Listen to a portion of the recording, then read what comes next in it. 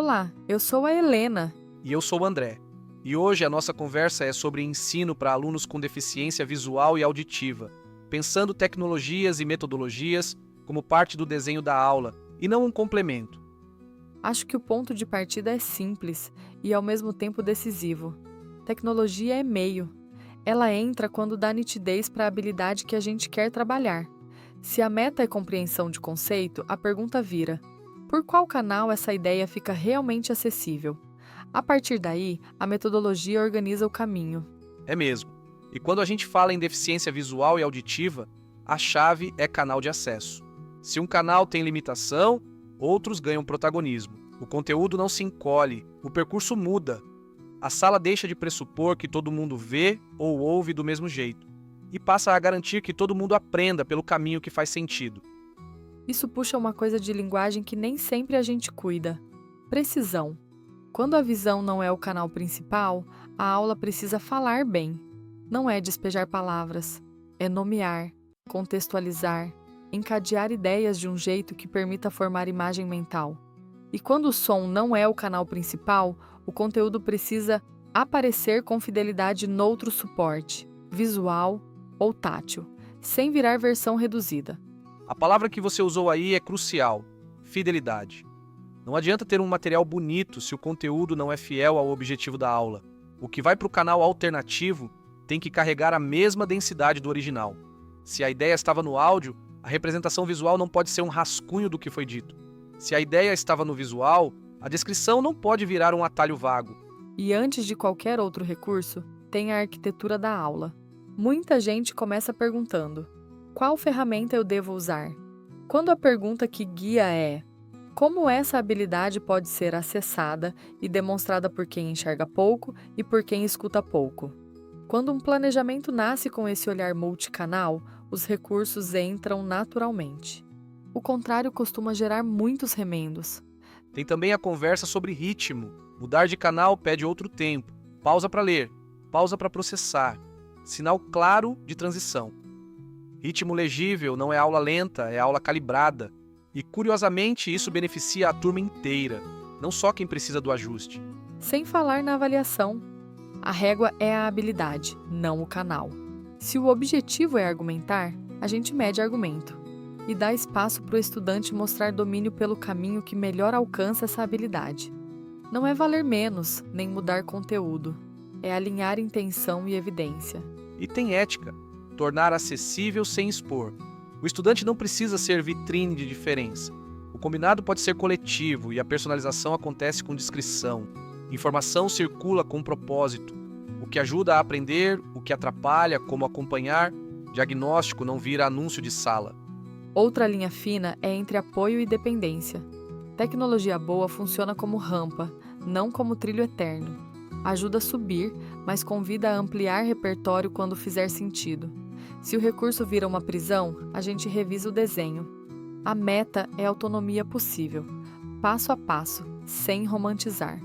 E por falar em romantizar, é bom lembrar: deficiência visual e auditiva não são superpoderes nem defeitos. São jeitos de funcionar. Quando a escola opera nessa normalidade, saem as promessas milagrosas e entra o trabalho consistente: planejar, observar, ajustar, registrar. Parece menos glamuroso, mas é o que sustenta.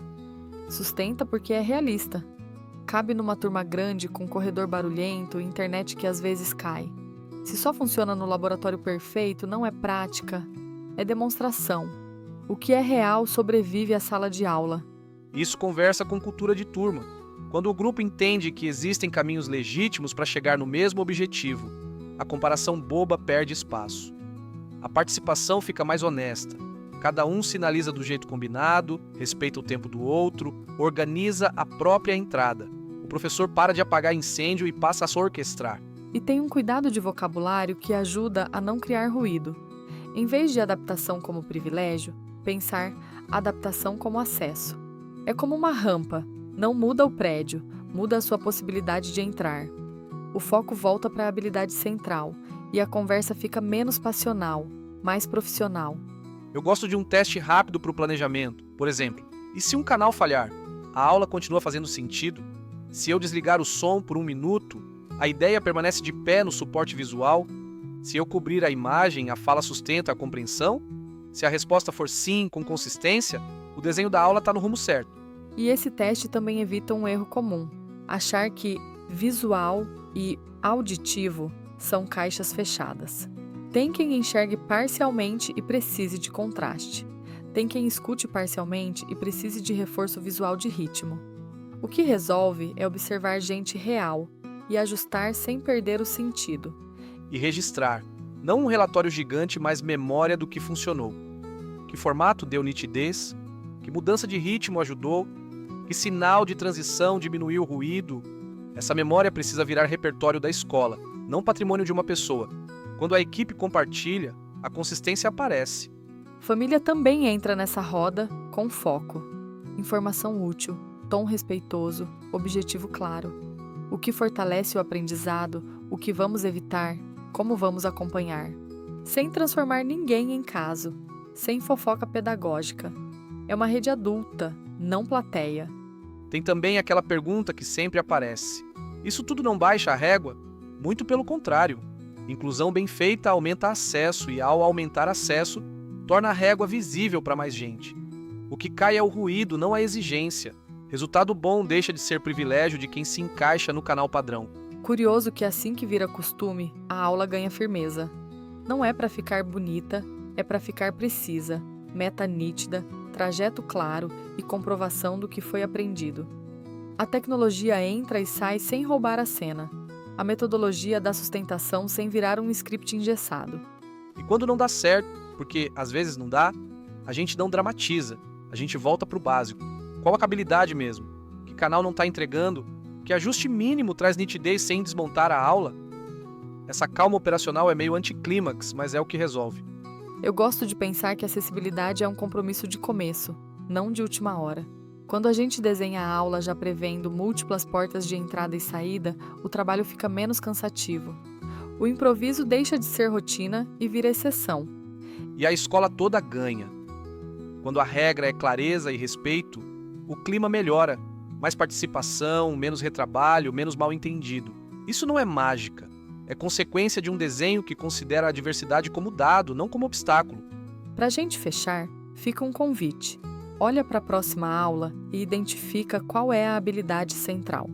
Depois se pergunta: que caminhos tornam essa habilidade acessível para quem vê pouco e para quem escuta pouco, sem diluir o conteúdo? A resposta, na maioria das vezes, está menos longe do que parece quando a gente parte do objetivo. E se no meio do caminho pintar dúvida, lembra do critério simples. Ficou mais claro? Ficou mais justo? Ficou mais possível para quem antes não conseguia acessar? Se a resposta for sim, a gente está no trilho certo. Muito obrigada por acompanhar essa conversa até aqui. Até a próxima. E que a aula siga cabendo todo mundo, do começo ao fim.